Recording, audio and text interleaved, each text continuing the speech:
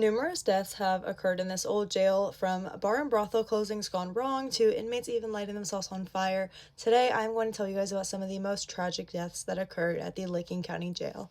If you're new here, hi, my name is Olivia. I am a paranormal investigator. I travel to historical and haunted locations, and I am actually a paranormal host at the old Licking County Jail in Newark, Ohio. The Licking County Jail opened in 1889 and closed its doors in 1987. This jail was originally built to house 126 inmates, 96 men, and 30 women. However, due to overcrowding, the jail once housed up to 165 inmates at a time. Throughout the almost 100 years that this jail was open, there were many tragic accidents and deaths that occurred inside of the Licking County Jail.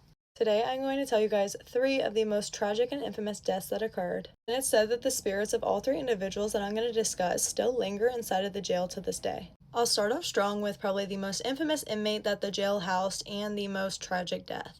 Carl Etherington was a 17-year-old boy who was sent to Licking County to be a dry agent detective since Licking County decided to vote dry during the Prohibition. Carl was to shut down bars and brothels that were operating illegally out there. One day while Carl was trying to shut down a saloon, he encountered an angry mob and in self-defense ended up pew-pewing one of the men, who happened to be the ex-chief of police, William Howard.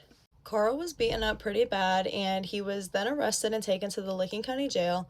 William Howard ended up passing away from his injuries, and when that news broke out, all hell broke loose. Thousands of people then stormed the Licking County Jail, broke in, got up to Carl's cell, and somehow managed to get inside the cell, where ultimately they beat Carl to death. They then drug his alleged lifeless body to the south end of the town square, where they ended up lynching him on a pole. It's technically not officially confirmed as to if Carl ended up passing away from injuries or if he passed away after being lynched.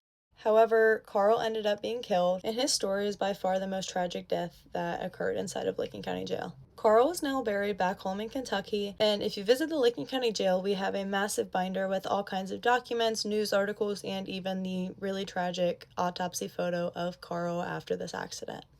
Next up, we have Martin Kelly. Martin Kelly was brought into Licking County Jail for lunacy, and he was given a straight razor by another inmate.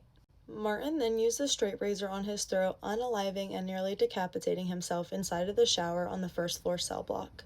Martin Kelly's unaliving was by far the bloodiest and most gruesome unaliving that the jail had ever seen.